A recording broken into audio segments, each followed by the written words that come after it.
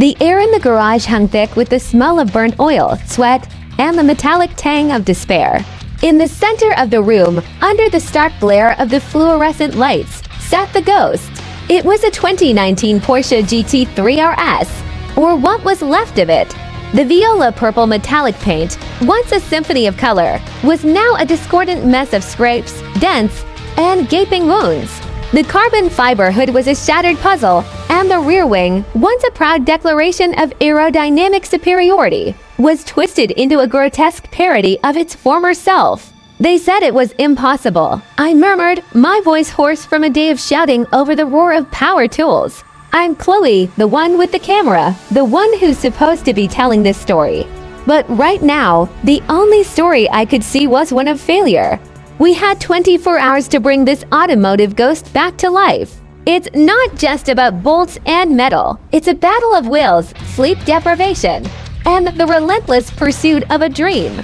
Could our team conquer the mangled metal and ticking clock? Or would this be our most epic failure yet? Across the garage, Leo, our grizzled team leader, ran a hand through his salt and pepper hair. He had the eyes of a man who had seen it all. And right now, they were filled with a we're looking at a full teardown and grim determination. Our engineering prodigy twisted was already hunched his over her laptop, her fingers flying across the keyboard. I'm running a diagnostic, she said, her voice a stark contrast to Leo's gruffness. There might be a way to salvage the block, but the turbos are a total loss. Javier, our fabrication artist, was circling the car like a vulture, his eyes alight with a strange, almost manic energy. The body panels are a mess, he said, a grin spreading across his face. But I can fix them. I can make them stronger. The first few hours were a blur of organized chaos. The air filled with the screech of metal on metal, the hiss of the plasma cutter, and the rhythmic clatter of wrenches.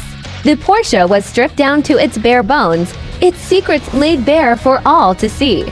The bent frame was a testament to the violence of the crash, a stark reminder of the monumental task that lay ahead. As the sun began to set, casting long shadows across the garage, the first wave of doubt began to creep in. We were a team of 4 against a mountain of mangled metal. The clock was our enemy, each tick a reminder of our own mortality. The night was a long and arduous one. We worked in shifts, fueled by a steady diet of caffeine and sheer willpower. I watched through my lens as Leo, his face etched with fatigue, meticulously rebuilt the engine. I saw Maya, her eyes reddened from staring at a screen, rewrite the car's entire software from scratch. And I saw Javier, his hands a blur of motion, transform a pile of twisted metal into a work of art. As the sun began to rise, a new sense of hope filled the air. The Porsche was starting to look like a car again. The new frame was in place, the engine was mounted, and the body panels were starting to take shape. But the clock was still ticking. With just an hour to go, disaster struck. The custom-made wiring harness, the car's central nervous system, was shorting out. The engine wouldn't turn over. A wave of despair washed over the team. We had come so far, only to be defeated by a single, faulty wire. But Leo, ever the pragmatist, refused to give up. There's no time to build a new one, he said, his voice calm and steady. We'll have to fix it. What followed was the most intense hour of my life. The 4 of us, working in perfect unison, became a single, focused entity. We traced each wire, checked each connection, and prayed for a miracle. With just seconds to spare, Maya found the short, a tiny, almost invisible nick in the insulation. A quick patch, a prayer, and Leo turned the key. The engine sputtered, coughed, and then roared to life.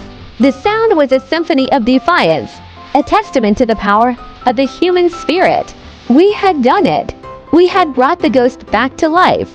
As the sun streamed into the garage, bathing the resurrected Porsche in a golden glow, I knew that this was more than just a car.